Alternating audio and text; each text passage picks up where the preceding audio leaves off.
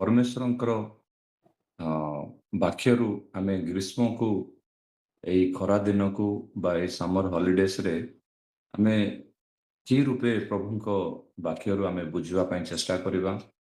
ଆଉ ପ୍ରଭୁ ଦିଟା ବିଷୟ ମୋ ସାମ୍ନାରେ ରଖୁଥିଲେ, କାରଣ ଏଇ ବର୍ଷର 6 ମାସରେ ଆମେ ଆଉ ଷଷ୍ଠ ମାସରେ ଆମେ ପ୍ରବେଶ କରିଛୁ ଏବଂ ଆମମାନଙ୍କର ସାମ୍ନାରେ ଆଉ ଯେଉଁ ଏଇ ଜୁନ୍ ମାସ ଠାରୁ ଯେତିକି ମାସ ଅଛି ଆମେ ପ୍ରଭୁଙ୍କର ସାନ୍ନିଧ୍ୟରେ ଆମେ କି ପ୍ରକାର ଆଗକୁ ବଢ଼ିବା। ତ ସେଥିପାଇଁ ମୁଁ ଦିଟା ବିଷୟ ଆପଣମାନଙ୍କ ସାମ୍ନାରେ ରଖିବା ପାଇଁ ଚାହେଁ। ଏଇ ଗ୍ରୀଷ୍ମ ସମୟରେ ଆମେ ଯାହାକୁ ସ୍ମରଣରେ ଆଣିବା ସେ ବିଷୟବସ୍ତୁ ହେଉଛି, ପ୍ରଥମ ବିଷୟ ହେଉଛି ପ୍ରଭୁଙ୍କର ସୁରକ୍ଷା, ଆଉ ଦ୍ୱିତୀୟ ବିଷୟ ହେଉଛି ପ୍ରଭୁଙ୍କର ସେବା। ପ୍ରଭୁଙ୍କର ସୁରକ୍ଷା ଏବଂ ପ୍ରଭୁଙ୍କର ସେବା। ଆସନ୍ତୁ ଆମେ ବାକ୍ୟରୁ ପଢ଼ିଯିବା। ମୋ ସହିତ ଦୟାକରି ଆପଣମାନେ ଜିରିମିୟ ଭାବବାଦୀ ଉଲ୍ଲେଖ କରିଥିବା 17 ଅଧ୍ୟାୟକୁ ଆସିବେ। ଆଉ ଆମେ 8 ପଦ ଆମେ ଜାଣିଛୁ, ହେଲେ ମଧ୍ୟ ଆମେ ତଥାପି ଆମେ ପଢ଼ିଯିବା। ଜିରିମିୟ 17 ଏବଂ 8 ପଦ ଯଦି କାରଣ କାଢୁଛୁ ପଢ଼ନ୍ତୁ। ୟେସ୍। କାରଣ ସେ ଜଳ ନିକଟରେ ରୋପିତ ଓ ନଦୀ କୂଳରେ ବିସ୍ତୃତ ମୂଳ ବୃକ୍ଷ ତୁଲ୍ୟ ହେବ। ଅଗ୍ରୀଷ୍ମ ଉପସ୍ଥିତ ହେବା ବେଳେ ସେ ଭୟ କରିବ ନାହିଁ, ମାତ୍ର ତାହାର ପତ୍ର ସତେଜ ହେବ। ଆଉ ଅନାବୃଷ୍ଟି ବର୍ଷରେ ସେ ଚିନ୍ତିତ ହେବ ନାହିଁ, କିମ୍ବା ତାହାର ଫଳ ଫଳିବାର ନିବୃତ୍ତ ହେବ ନାହିଁ। ଅତି ସୁନ୍ଦର ଭାବରେ ପରମେଶ୍ୱର ଏ ବାକ୍ୟ ଦ୍ୱାରା ପ୍ରଭୁଙ୍କର ସେ ଉଦ୍ୟାନରେ ରୋପିତ ଗୋଟେ ବୃକ୍ଷ ବିଷୟରେ ଆଉ ପ୍ରଭୁ ଉଲ୍ଲେଖ କରୁଛନ୍ତି, ଆଉ ତାଙ୍କ ବାକ୍ୟ ଦ୍ୱାରା ଆମମାନଙ୍କୁ ବିଷୟବସ୍ତୁ ଜଣାଉଛନ୍ତି। କିନ୍ତୁ ଏଇ ବାକ୍ୟରେ ଗୋଟେ ଗମ୍ଭୀର ବିଷୟ ଅଛି ଯେ ଗ୍ରୀଷ୍ମ ଉପସ୍ଥିତ ହେବା ବେଳେ ସେ ଭୟ କରିବ ନାହିଁ। ବାଇବଲରେ ପ୍ରଭୁଙ୍କର ଦାସଦାସୀ ମାନେ ଶତ୍ରୁକୁ ଭୟ କରୁଥିଲେ, ଶୟତାନକୁ ଭୟ କରୁଥିଲେ, ରୋଗକୁ ଭୟ କରୁଥିଲେ। ଆଉ ଏସବୁ ବିଷୟ ଆମେ ପଢ଼ି ଆସୁଛୁ, ଧ୍ୟାନ କରି ଆସୁଛୁ। ମରଣକୁ ଭୟ କରୁଥିଲେ, କିନ୍ତୁ ଗ୍ରୀଷ୍ମ ଉପସ୍ଥିତ ହେବା ବେଳେ ସେ ଭୟ କରିବ ନାହିଁ। ଚିନ୍ତା ଲାଗୁଥିଲା ଯେ ଏଇ ପଥରେ ଆମେ କ'ଣ ଆମେ ବୁଝିପାରିବା। ପ୍ରକୃତରେ ଇସ୍ରାଏଲର ଲୋକମାନେ ଯେଉଁ ଆଉ ପୃଥିବୀର ଯେଉଁ ଅଞ୍ଚଳରେ ସେମାନେ ବାସ କରନ୍ତି, ସେ ଅଞ୍ଚଳରେ ଗ୍ରୀଷ୍ମ ବହୁତ ଭୟଙ୍କର ଥାଏ। ଏବଂ ବାରମ୍ବାର ଆମେ ବାଇବଲରେ ପଢ଼ି ଆସୁଛୁ ଯେ ଗ୍ରୀଷ୍ମ ବହୁତ ଦୁଃଖଦାୟକ ବିଷୟ ନେଇକି ଆସିଥାଏ। ଆଉ ସେଇ ଗ୍ରୀଷ୍ମର ସେଇ ଗରମରେ ଆଉ ଲୋକମାନେ ଆଘାତ ହେବାର ବହୁତ ସମ୍ଭାବନା ଅଛି। ଆମେ ଯେଉଁ ଗ୍ରୀଷ୍ମ ବିଷୟରେ ଭାବୁଛୁ ତାହା ନୁହେଁ। କିନ୍ତୁ ଗୋଟେ ଉଦାହରଣ ଦେବି, ଆପଣ ଯଦି ନ୍ୟୁଜରେ ଦେଖିବେ, ଏବେ ସାଉଦି ଆରବିଆକୁ ଯେଉଁ ହଜ୍କୁ ଲୋକମାନେ ଯାଇଛନ୍ତି ଆଉ ବକରିଦ୍ର ଆଉ ଛୁଟି ନିମନ୍ତେ, ସାଉଦି ଆରବିଆରେ ସେମାନେ ପାଖାପାଖି 10 ଲକ୍ଷ ଲୋକ ପାଇଁ ସେମାନେ ଯେଉଁ ପ୍ରକାର ଆରେଞ୍ଜମେଣ୍ଟ କରିଛନ୍ତି, ଆଉ ସେଇ ଆରେଞ୍ଜମେଣ୍ଟରେ ଗୋଟେ ବୃହତ ବିଷୟ ଦେଖାଯାଉଥିଲା, ଯାହା ହେଉଛି ସେ ମାଉଣ୍ଟ ଆରାଫାତକୁ ଯିବା ପର୍ଯ୍ୟନ୍ତ ଲୋକମାନଙ୍କ ପାଇଁ ଛାଉଣି ତିଆରି କରାଯାଇଛି।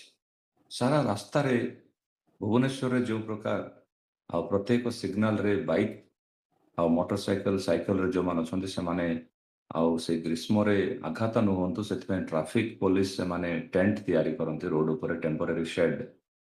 ଠିକ୍ ସେଇ ପ୍ରକାର ଆଉ ସାଉଦି ଆରବିଆରେ ସେମାନେ କେତେ କିଲୋମିଟର, କେତେ ମାଇଲ ପର୍ଯ୍ୟନ୍ତ ସେମାନେ ଟେଣ୍ଟ ତିଆରି କରୁଛନ୍ତି, ଯେ ଲୋକମାନେ ଆଉ ସେ ଛାଉଣି ତଳେ, ସେ ଛାୟା ତଳେ ସେମାନେ ଚାଲିକି ମାଉଣ୍ଟ ଆରାଫାତକୁ ଯିବେ।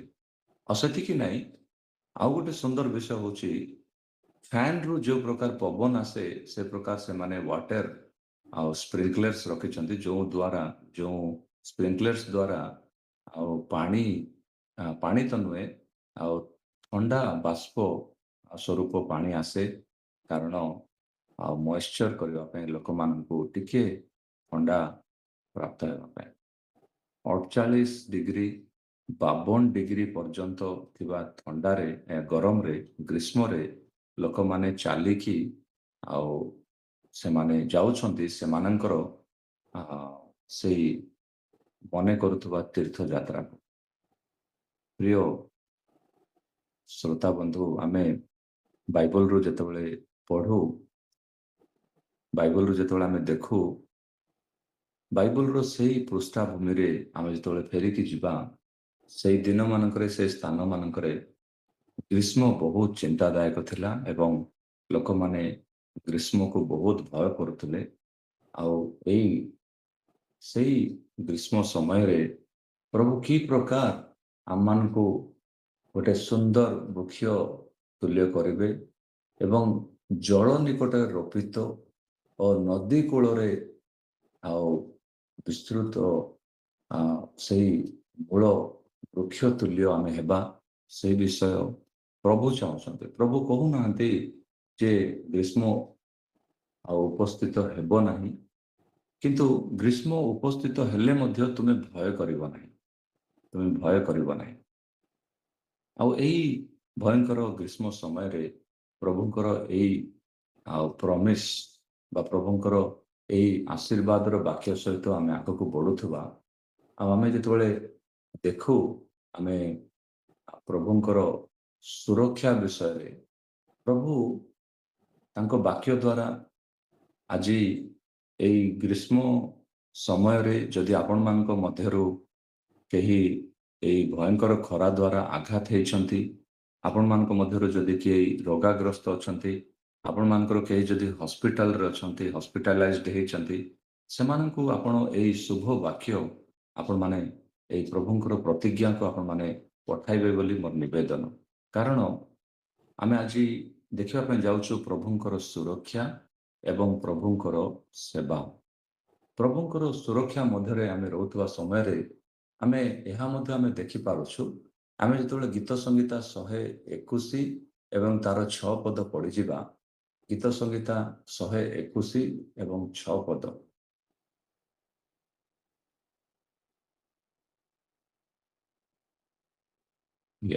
ପଢିପାରିବେ? ପଢୁଛି। ଦିବସରେ ସୂର୍ଯ୍ୟ କିମ୍ବା ରାତ୍ରିରେ ଚନ୍ଦ୍ର ତୁମକୁ ଆଘାତ କରିବ ନାହିଁ। ଦିବସରେ ସୂର୍ଯ୍ୟ କିମ୍ବା ରାତ୍ରିରେ ଚନ୍ଦ୍ର। ପ୍ରଭୁଙ୍କର ବାକ୍ୟରେ ଯେଉଁ ପ୍ରତିଜ୍ଞା ଗୁଡ଼ିକ ଆମମାନଙ୍କ ପାଇଁ ଦିଆଯାଇଛି, ସେଇ ପ୍ରତିଜ୍ଞା ମଧ୍ୟରେ ଥିବା ଏଇ ବାକ୍ୟକୁ ଆମେ ଦେଖିପାରୁଛୁ। କାରଣ ଦିବସରେ ସୂର୍ଯ୍ୟ ଥିବା ମଧ୍ୟରେ, ସୂର୍ଯ୍ୟର ସେଇ ତାପ ମଧ୍ୟରେ ଆମେ ଯେତେବେଳେ ବସବାସ କରୁ, ଜୀବନଯାପନ କରୁ, ଏତେ ସହଜ ନୁହେଁ। ମୁଁ ଦେଖୁଥିଲି ଯେଉଁମାନେ ଟ୍ରେନରେ ଯାତ୍ରା କରୁଛନ୍ତି, ସେମାନେ କି ଭୟଙ୍କର ପରିସ୍ଥିତିରେ ସେମାନେ ଯାତ୍ରା କରନ୍ତି। ଯେତେବେଳେ ଟ୍ରେନ ରହିଯାଏ 10 ମିନିଟ୍ ପାଇଁ ଗୋଟେ ଷ୍ଟେସନରେ, ସେମାନେ ଆଶା କରନ୍ତି ଯେ ଶେଷ ଲୋକର ଶେଷ ବୋତଲରେ ମଧ୍ୟ ପାଣି ମିଳୁ। କାରଣ ଯେଉଁମାନେ ଜେନେରାଲ କୋଚରେ ଯାଆନ୍ତି, ସେମାନଙ୍କୁ ପାଣି ମଧ୍ୟ ମିଳିନଥାଏ, ସେମାନଙ୍କର ଝାଳ ଶୁଖି ଯାଇଥାଏ। ଆଉ ଆପଣମାନେ ବିଶ୍ୱାସ କରିବେନି, ସେମାନଙ୍କୁ କୌଣସି ପ୍ରକାର ବାଥରୁମକୁ ଯିବା ପାଇଁ ମଧ୍ୟ ଆଉ ସେମାନଙ୍କୁ ସୁଯୋଗ ମିଳିନଥାଏ। ଏତେ ଆଉ ଖରାପ ପରିସ୍ଥିତିରେ ଲୋକମାନେ ଗ୍ରୀଷ୍ମରେ ଆଉ ସେମାନେ ଯାତ୍ରା କରନ୍ତି ଟ୍ରେନରେ ଏବଂ ବସରେ। ମୁଁ କ'ଣ କହିବାକୁ ଚାହେଁ ଯେ ଗ୍ରୀଷ୍ମ ଏତେ ସହଜ ନୁହେଁ, ଖରା ଦିନଟା ଏତେ ସହଜ ନୁହେଁ।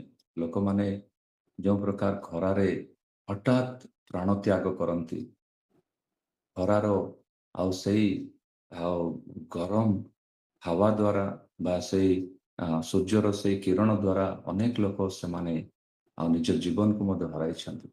ହେଇପାରେ ଆମମାନଙ୍କ ମଧ୍ୟରେ ମଧ୍ୟ କେହି ନାହାନ୍ତି, ସେମାନେ ନିଦ୍ରାଗତ, କିନ୍ତୁ ପ୍ରଭୁ ସେ ଗୋଟେ ପ୍ରତିଜ୍ଞା ଦେଉଛନ୍ତି। ପ୍ରଥମେ ସେ କହୁଛନ୍ତି ଦିବସରେ ସୂର୍ଯ୍ୟ, ଦିବସରେ ସୂର୍ଯ୍ୟ ଅନେକ ପ୍ରଭୁଙ୍କ ଦାସଦାସୀ ମାନେ ସେମାନେ ବହୁତ ସୁନ୍ଦର ଭାବରେ ଗୀତ ଗୁଡ଼ିକ ଗାଇଛନ୍ତି ଏଇ ବାକ୍ୟକୁ ନେଇକି, ଏଇ ପ୍ରତିଜ୍ଞା ନେଇକି, ଦିବସରେ ସୂର୍ଯ୍ୟ କିଏ ବା ରାତ୍ରିରେ ଚନ୍ଦ୍ର। ଆମେ ଆମମାନଙ୍କର ପୁରୁଣା ଗୀତ ମଧ୍ୟ ଆମେ ଯେତେବେଳେ ଦେଖୁ ଆଉ ଲେଖିକା ଲେଖକ ସେମାନେ ସେଇ ପ୍ରକାର ଗୀତ ଗୁଡ଼ିକ ଲେଖିଛନ୍ତି। ଦିବାରେ ସୂର୍ଯ୍ୟ ବା ରାତ୍ରିରେ ଚନ୍ଦ୍ର ତୁମକୁ ଆଘାତ କରିବ ନାହିଁ। ମୋର ମନ ଆସେ ଯେତେବେଳେ ପ୍ରଥମ ଦିନ ଗୁଡ଼ିକରେ ମୁଁ ସେବା ପାଇଁ ଆସିଥିଲି ଆଉ ଅନେକ ସେବକମାନଙ୍କ ସହିତ ସେବା ପାଇଁ ଯାଉଥିଲୁ। ଆମେ ସେ ସାଇକେଲରେ ଯାଉଥିବା ସମୟରେ ଆଜିକୁ 26 ବର୍ଷ ପୂର୍ବେ ଏଇ ଗୀତ ଗୁଡ଼ିକ ଆମେ ଗାଇ ଗାଇ ଯାଉଥିଲୁ। ମୁଁ କ'ଣ ପାଇଁ ଏ ବିଷୟ କହୁଛି, ଆଉ ପ୍ରଭୁ ତାଙ୍କ ବାକ୍ୟ ଦ୍ୱାରା ଆମମାନଙ୍କୁ ସୁରକ୍ଷା ଦିଅନ୍ତି। ବାଇବଲର ଅନେକ ଅଂଶ ଏ ପ୍ରକାର ଅଛି ଯୋଉଠିକି ପ୍ରଭୁ ତାଙ୍କ ବାକ୍ୟରେ ସେ କୁହନ୍ତି ଯେ ଦିବସରେ ସୂର୍ଯ୍ୟ ଆମମାନଙ୍କୁ ଆଘାତ କରିବ ନାହିଁ, ଆଘାତ କରିବ ନାହିଁ। ପ୍ରଭୁଙ୍କର ସୁରକ୍ଷା, ପ୍ରଭୁଙ୍କର ସୁରକ୍ଷା। ଯେଶାୟ 39 ତାର 49 ତାର 10 ପଦ ମଧ୍ୟ ଆମେ ପଢି ଯାଇପାରିବା। Isaiah 49 and 10.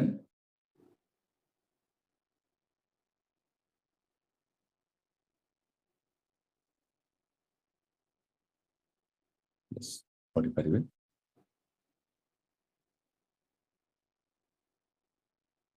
ଯେଶାୟ 49 ଏବଂ ତାର 10 ପଦ।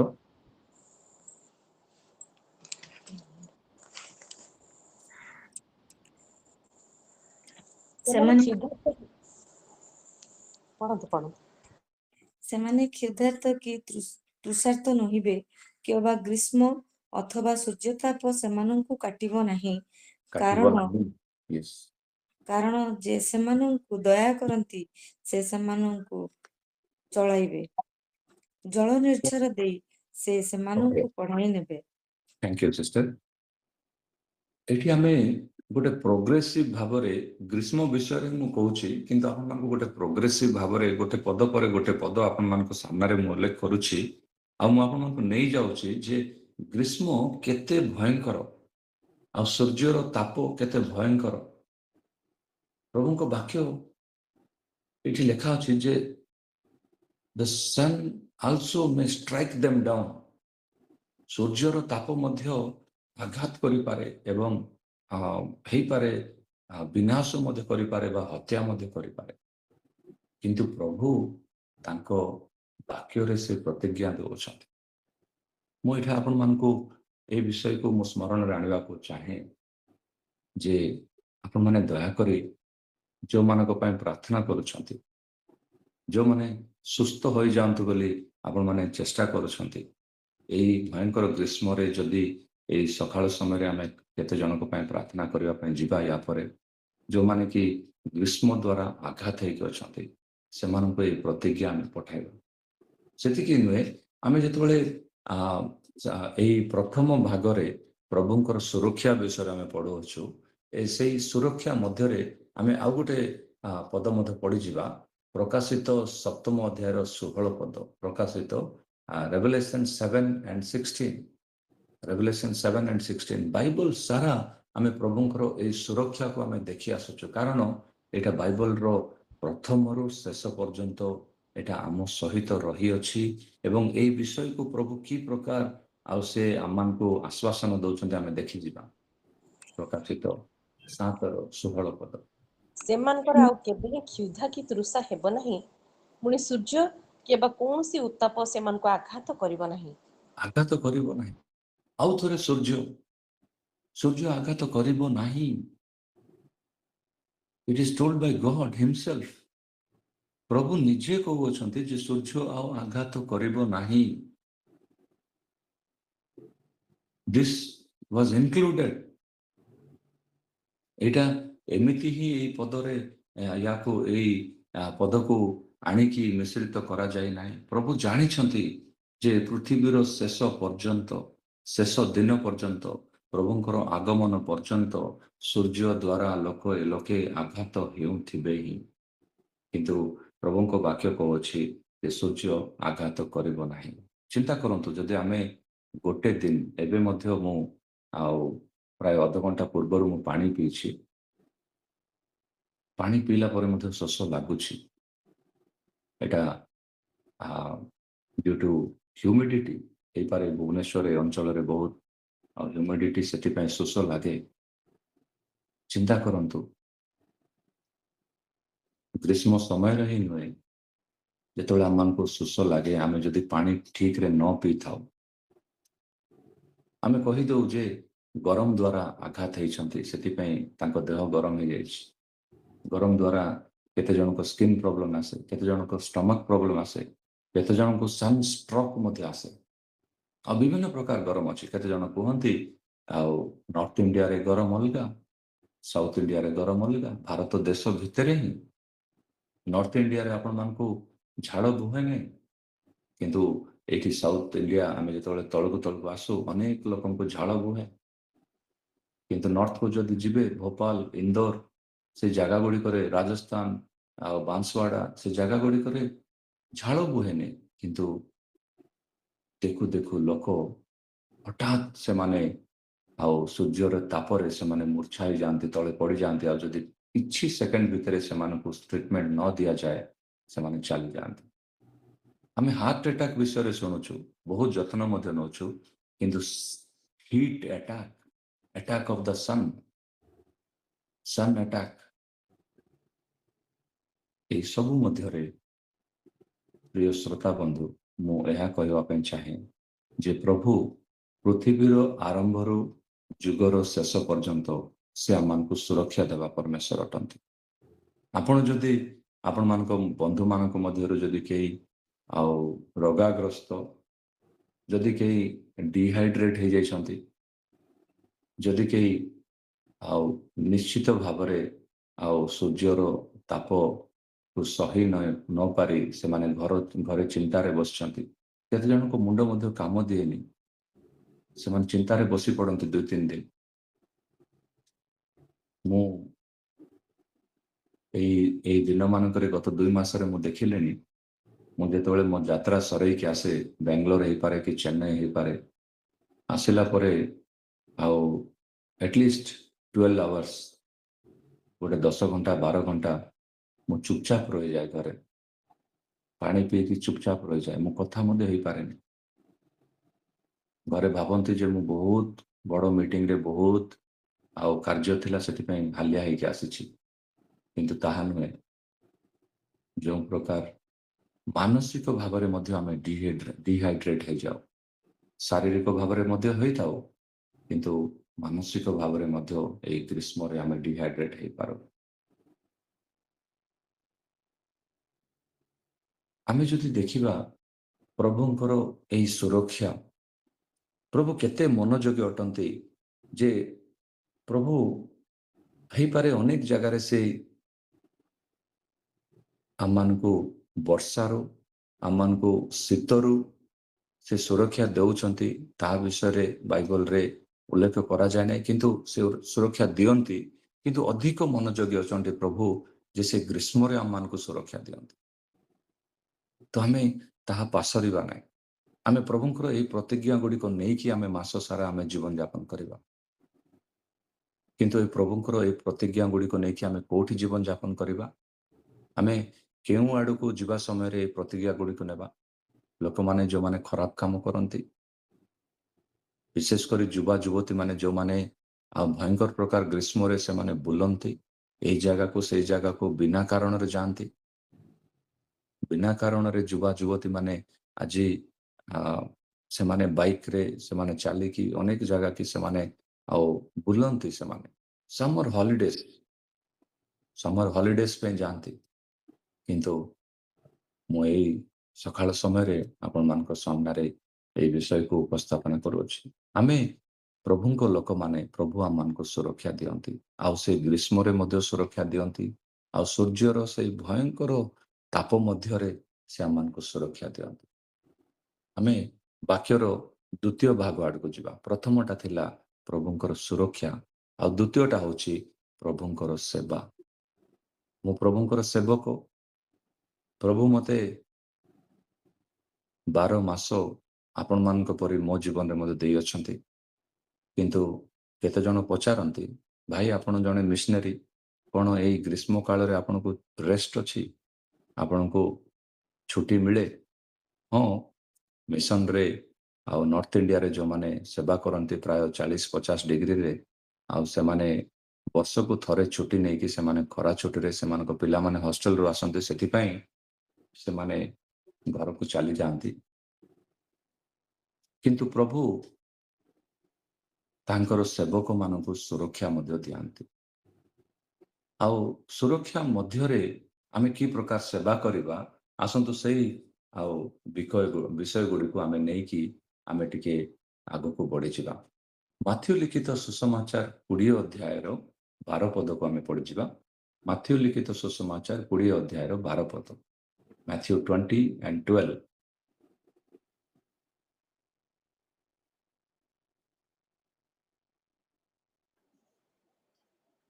ଏହି ଶେଷରେ ଲୋକମାନେ ଘଣ୍ଟାଏ ମାତ୍ର କାମ କଲେ, ଆଉ ଆମ୍ଭେମାନେ ଦିନଯାକ ଖଟି ଖଟି ଖରାରେ ଜଳି ପୋଡ଼ିଗଲେ ସୁଦ୍ଧା ତୁମ୍ଭେ ସେମାନଙ୍କୁ ଆମ୍ଭମାନଙ୍କ ସମାନ କଲ। ଏଇଠି ଆମେ ଏହା ଜାଣି ରଖିବା ଯେ ଯେଉଁମାନେ ଶେଷରେ ସେବାରେ ସଂଯୁକ୍ତ ହୁଅନ୍ତି, ପ୍ରଭୁଙ୍କର ସେବାରେ ଯେଉଁମାନେ ଶେଷ ଭାଗରେ ସଂଯୁକ୍ତ ହୁଅନ୍ତି, ଆଉ ପ୍ରଭୁଙ୍କର ସେବକମାନେ ଯେଉଁମାନେ ଦିନ ସାରା ଖରାରେ ଖଟନ୍ତି, ପ୍ରଭୁ ବେତନ ଦେବେ। ପ୍ରଭୁ ନିଶ୍ଚିତ ଭାବରେ ବେତନ ଦେବେ। ଏଠି ମୋର ଚର୍ଚ୍ଚାର ବିଷୟ ନୁହେଁ ଯେ କିଏ କେତେ ସମୟ ସେବା କରେ, କିନ୍ତୁ ନିଶ୍ଚିତ ଭାବରେ ଆମେ ଜାଣି ରଖିବା ଆମେ ସେଇ ବୃହତ ଦଳରେ ଅଛୁ, ଯେଉଁ ଦଳର ଲୋକମାନେ ଆଉ ଦିନ ସାରା ଖରାରେ ଖଟନ୍ତି। ମୁଁ ଭାବୁଛି ଏଇଟା ଆମର ଭାରତୀୟ ନିଶ୍ୱାସ। ସାରା ପୃଥିବୀରେ ଆପଣମାନେ ଦେଖନ୍ତୁ, ମଝିରେ ଆଉ ମୋ ଝିଅମାନଙ୍କୁ ନେଇକି ବିନୟ ସାର୍ ଘରକୁ ଯାଇଥିଲି। ସେମାନେ କହିଲେ, ଡାଡି ଆଜି ସନ୍ଧ୍ୟାରେ ଆମେ ଟିକେ ବାହାରକୁ ଯିବା। ଆଉ ଭୁବନେଶ୍ୱରରେ ବହୁତ ପାର୍କ ଅଛି, ବହୁତ ଜାଗା ଅଛି ଯେଉଁଠି ଆମେ ମଲ୍ସ ଗୁଡ଼ିକ ଅଛି, ଆମେ ଯେଉଁଠି ଆନନ୍ଦିତ ହେଇପାରିବା। ମୁଁ ସେମାନଙ୍କୁ ଗୋଟେ ସଜେସନ୍ ଦେଲି, କାହିଁକି ନା ଆମେ ବିନୟ ସାର୍ ଘରକୁ ଯିବା। ସେମାନେ ମଧ୍ୟ ବହୁତ ଖୁସିରେ ବାହାରିଲେ, ଆଉ 2 ଝିଅଙ୍କୁ ନେଇକି ମୁଁ ଯାଇଥିଲି, ଆଉ ରାତିରେ ଆମେ ଫେରିଲୁ। ସେ ସମୟରେ ମୁଁ ବିନୟ ସାର୍ଙ୍କ ସହିତ ବସିକି ମୁଁ କଥୋପକଥନ କରୁଥିଲି, ଆଉ ସେଠି ମୁଁ ଶୁଣୁଥିଲି ଯେ ଭାରତର ଯୁବାମାନେ କି ପ୍ରକାର ସାରା ପୃଥିବୀର ୱାର୍କ ଫୋର୍ସ ହେଇଯାଇଛନ୍ତି। ଭାରତର ଯୁବାମାନେ ପୃଥିବୀର ସବୁ ଦେଶରେ ସେମାନେ ୱାର୍କ ଫୋର୍ସ, କାରଣ ଭାରତୀୟମାନେ ଖଟି ଖାଇବା ଲୋକମାନେ। ଆମମାନଙ୍କର ନିଶ୍ୱାସରେ ହିଁ ଅଛି ଯେ ଆମେ କଷ୍ଟ ପଡ଼ିବା। କ'ଣ ଏଇ ଭୟଙ୍କର ଗ୍ରୀଷ୍ମରେ ଗାଡ଼ି ଚାଲୁନି? କ'ଣ ଏଇ ଭୟଙ୍କର ଗ୍ରୀଷ୍ମରେ ଆଉ କୁଲିବାଲା ମାନେ ସେମାନଙ୍କର କୁଲି କାମ ବନ୍ଦ କରିଦେଲେଣି? ନା, ସମସ୍ତେ କାମରେ ଅଛନ୍ତି। ମୁଁ ଭାବୁଛି ଆମେ ସମସ୍ତେ ଭାରତୀୟ ମାନେ ଆମେ ବାଇବଲର ବହୁତ ନିକଟବର୍ତ୍ତୀ, କାରଣ ଆମେ କଷ୍ଟ ପଡ଼ିବାର ଅଛି। ଯେଉଁମାନେ ମୋ କଥାକୁ ଶୁଣୁଛନ୍ତି, ବିଶେଷ କରି ଯେଉଁମାନେ ଭାବୁଛନ୍ତି ଯେ ମୁଁ ଆଉ ହାଲିଆ ହେଇଯାଇଛି, ମୁଁ ଟିକେ ଅଳସୁଆ ହେଇଯାଇଛି, ସେମାନଙ୍କୁ ମୁଁ ଏନକରେଜ କରିବା ପାଇଁ ଚାହେଁ। ଦୟାକରି ଆପଣଙ୍କର ଏସି ରୁମ୍ ଭିତରୁ ଟିକେ ବାହାରକୁ ବାହାରନ୍ତୁ। ଖରା ସମୟରେ ମୁଁ କହୁନି ଆପଣ 12ଟାରୁ 3ଟା ସମୟରେ ଯାଇକି ଆଉ ସୂର୍ଯ୍ୟର ତାପରେ ଆପଣ ସନଷ୍ଟ୍ରୋକରେ ଆପଣ ଆଘାତ ହୁଅନ୍ତୁ, କିନ୍ତୁ ମୁଁ କହୁଛି ଯେ ଆଟଲିଷ୍ଟ ଆମେ ସକାଳେ 10ଟା-11ଟା ପର୍ଯ୍ୟନ୍ତ ଆମେ କାମ କରିପାରିବା। whether it is gardening କି whether it is marketing,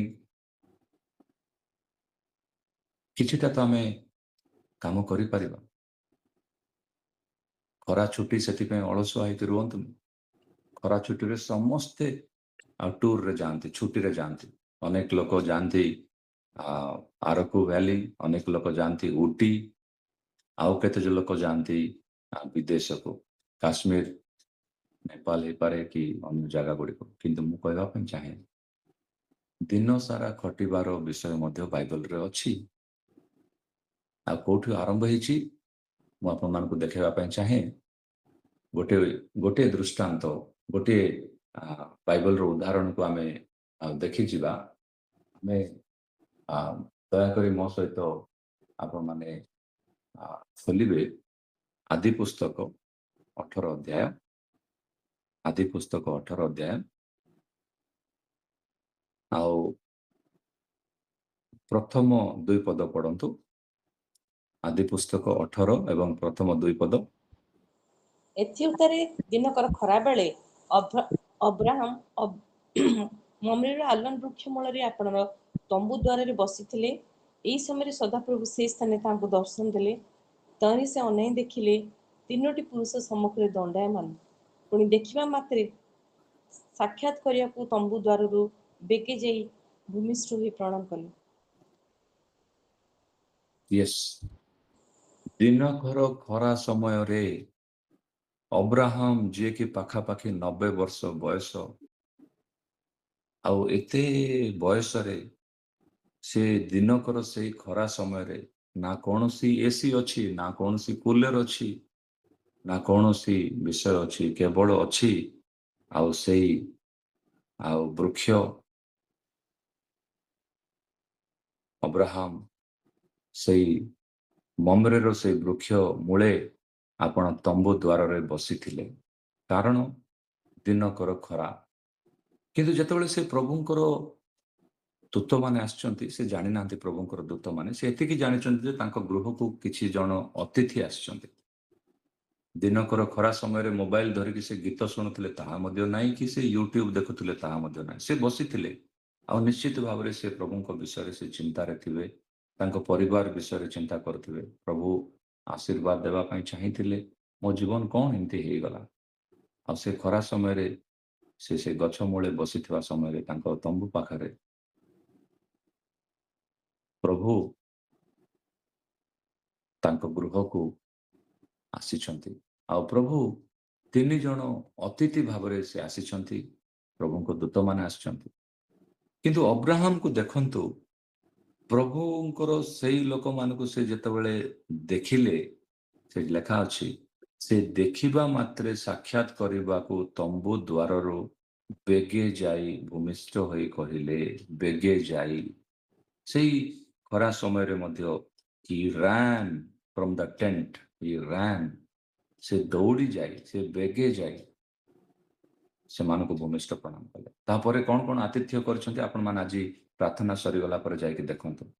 ଧାଇଁ ଧାଇଁକି ସେ, ଏଠି ମୁଁ ଉତ୍ସାହିତ କରିବା ପାଇଁ ଚାହେଁ ଭାଇମାନଙ୍କୁ।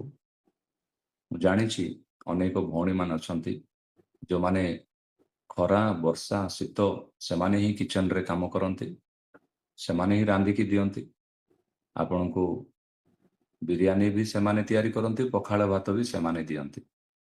କିନ୍ତୁ ଯେତେବେଳେ ପରିବା ଆଣିବା ପାଇଁ ଟିକେ ମାର୍କେଟକୁ ଯାଇପାରିବ ଯଦି କୁହାଯାଏ, ସେତେବେଳେ ଭାଇମାନେ କୁହନ୍ତି, ବାହାରେ କେତେ ଖରା ତମେ କଣ ଜାଣିନ?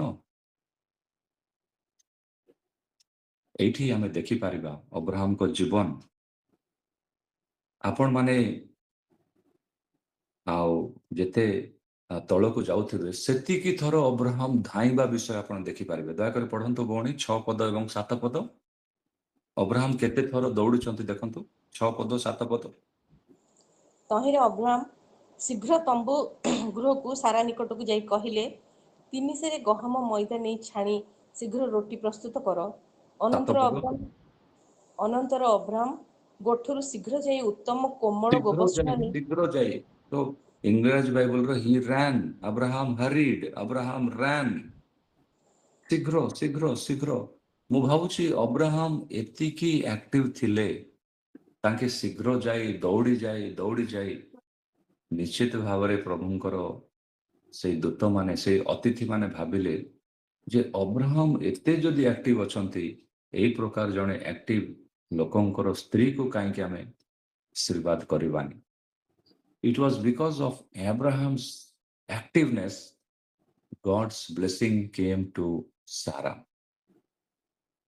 ଭାଇମାନେ ଯେଉଁମାନେ ମୋ କଥା ଶୁଣୁଛନ୍ତି ଧ୍ୟାନ ଦିଅନ୍ତୁ।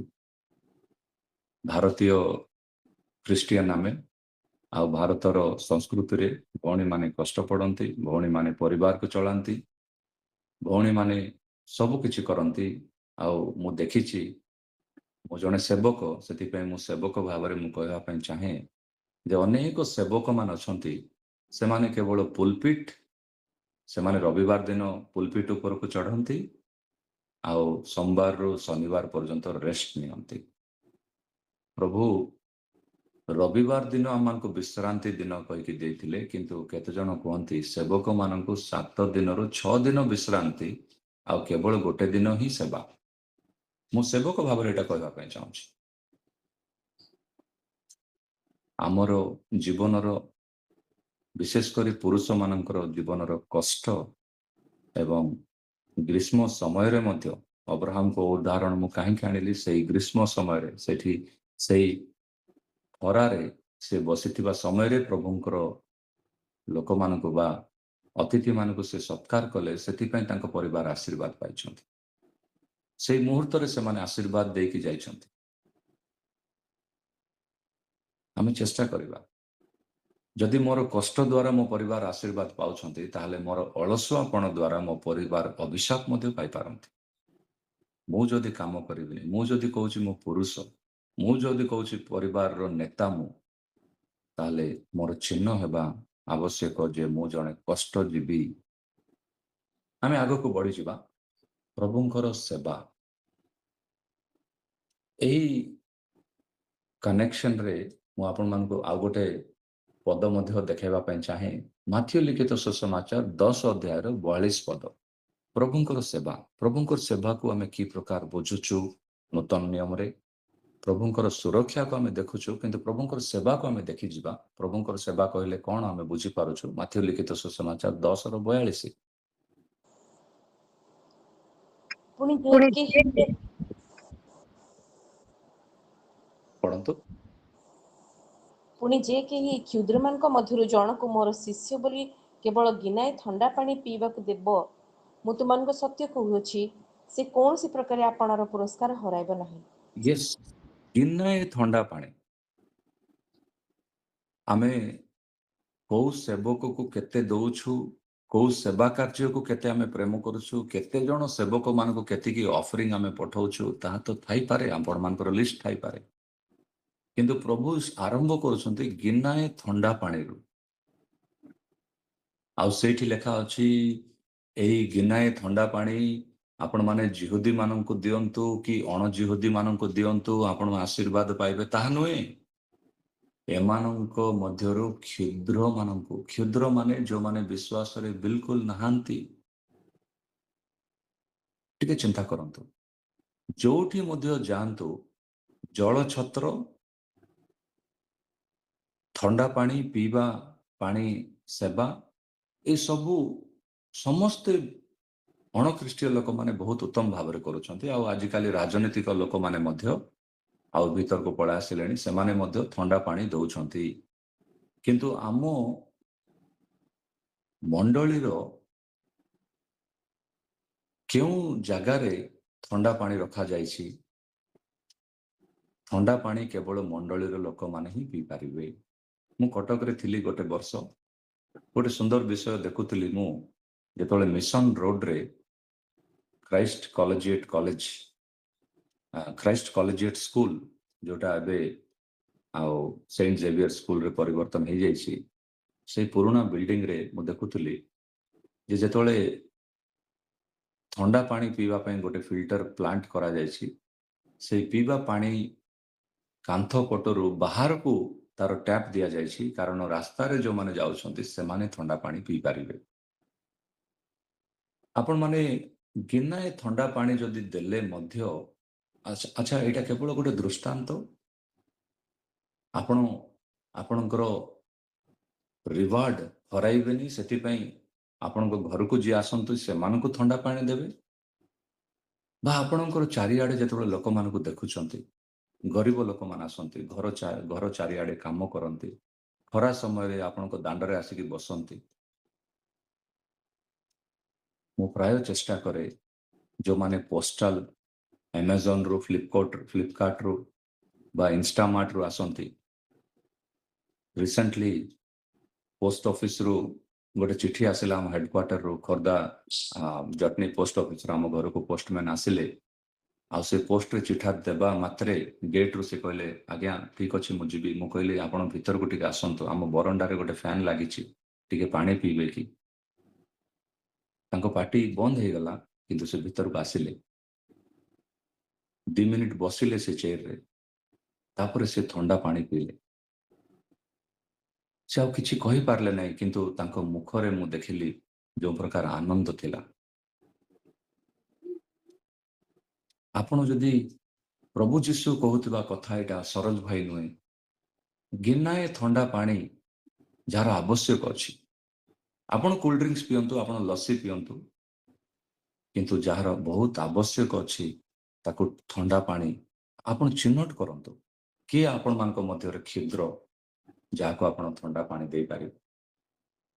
କିଏ ସେଇ ଲୋକ ଯାହାକୁ ଆପଣମାନେ ଥଣ୍ଡା ପାଣି ଦେଇପାରିଲେ ଆପଣଙ୍କର ଆଶୀର୍ବାଦ ଆସିବ? ପ୍ରଭୁ ଏହି ପ୍ରକାର ସେବା କରିବା ପାଇଁ ଆପଣମାନଙ୍କୁ ପ୍ରେରିତ କରୁଛନ୍ତି ଏ ସକାଳ ସମୟରେ। ସେତିକି ନୁହେଁ, ମୁଁ ଆପଣମାନଙ୍କୁ ଗୋଟେ ବହୁତ ଗୁରୁତ୍ୱପୂର୍ଣ୍ଣ ବିଷୟ ଦେଖେଇକି ମୁଁ ଶେଷ କରିବି।